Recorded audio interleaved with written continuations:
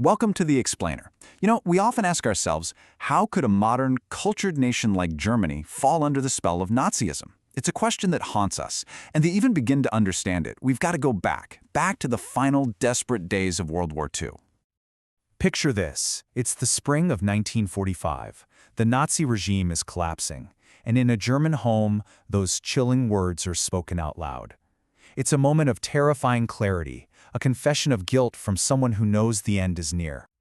Now, the person who said this wasn't some random soldier. He was a respected doctor, a husband, a father, and in that moment, he was facing an absolutely unthinkable choice, all because he was terrified of what was coming for him. And that's really the core question here, isn't it? What could possibly drive a person to that point? Well, the answer isn't just about one man's fear, it's about the monstrous system he was a part of, a system that crawled from the wreckage of one war only to drag the entire world into another.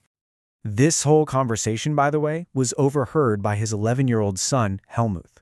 The very next day, his father, that physician, took his own life. Can you imagine? That kind of trauma is born from a national catastrophe, but it lands as a deeply personal tragedy. So the roots of that father's fear and the regime he served, they were planted decades earlier, right in the ruins of the First World War. Germany was a defeated, humiliated nation, and that created the absolute perfect storm for extremism to grow. See, after Germany lost in 1918, they were forced to sign the Treaty of Versailles. And let's be clear, this wasn't a peace treaty. It was a punishment.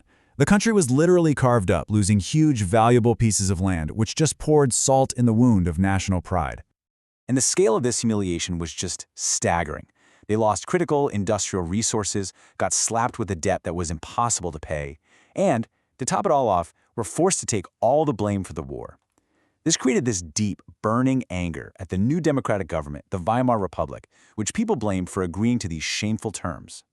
And if political humiliation wasn't enough, then came a total economic meltdown. To try and pay its debts, the government just started printing more and more money, which led to a crisis we now call hyperinflation. I mean, just look at these numbers. They're insane. The German mark didn't just drop in value, it completely evaporated. By the end of 1923, you needed trillions of marks just to equal $1. The savings of an entire middle class wiped out. This picture just says it all, doesn't it? It captures the pure absurdity and desperation. Imagine your life savings becoming worthless, literally overnight, needing a wheelbarrow full of cash just to go buy bread. This wasn't just about money. It was a psychological blow that destroyed all faith in the government. And just when you thought it couldn't get any worse, bam! The 1929 Wall Street crash hits and the Great Depression goes global. By 1932, the number of unemployed Germans reached a staggering 6 million. The country was completely on its knees. So you've got this perfect storm of humiliation, fear, and utter economic despair. And into that void steps Adolf Hitler and his Nazi party. And they're offering something that no one else is, a way out. Now this shows you Hitler's genius for manipulation. He knew that a broken people needed more than just policies. They needed a show. They needed to feel like they belonged to something powerful again. These rallies were pure political theater, designed to make the individual feel small and the crowd feel unstoppable. His message was so simple, so direct, and for a nation that felt lost and betrayed, it was incredibly seductive. He said, "We'll tear up that treaty, we'll get you jobs, we'll make Germany proud again." And, crucially, he gave them someone to blame for all their problems, the Jews. The Nazi propaganda machine was just masterful. They didn't sell Hitler as a politician, they sold him as a savior, almost like a messiah who had arrived to deliver the German people from all their suffering. And for millions who had lost everything, that was a powerful thing to believe in. So when Hitler finally becomes chancellor in January 1933, he moves with terrifying speed. That promise of a national rebirth, it very quickly turned into the brutal reality of a dictatorship. Democracy was systematically torn down piece by piece. Just look at this timeline. We're not talking about years. We're talking about a little over a month. A suspicious fire in the Parliament building becomes the perfect excuse to suspend all civil rights. Then, the Enabling Act gives Hitler the power to make laws all by himself.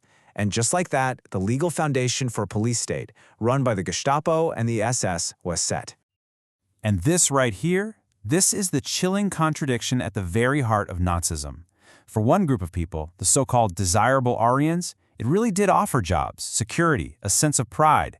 But that German dream was built on a waking nightmare for millions of others who were labeled undesirable. They were stripped of their rights, thrown in prison, and sent to concentration camps.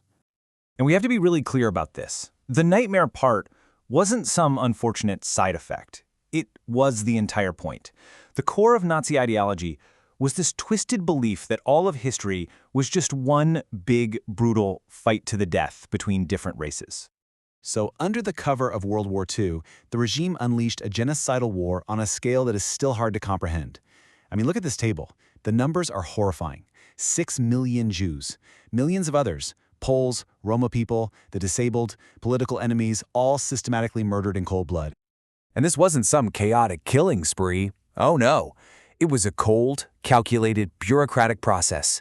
Step 1, exclude them from society. Step 2, concentrate them into ghettos. And then, the final, horrific step, annihilation in the death camps. This contrast shows you the terrifying logic of the whole system. It all starts with something that seems small, almost petty, like a sign on a park bench. But once you start down that road, it leads directly to this: piles of shoes, the last trace of millions of men, women, and children who were murdered. And that brings us right back to where we started, to Helmut's father, the physician. We now know what he was so afraid of. He was a cog in this machine of death, personally condemning disabled people to be killed in the so-called euthanasia program. He was afraid of justice. He was afraid of having to answer for what he did. The story of Hitler's rise is a stark, vital warning to all of us, that in times of crisis, the promise of simple answers and easy scapegoats can lead an entire nation down a path of unimaginable horror. And the question it leaves us with is, what are the warning signs, and how do we make sure we never, ever ignore them again?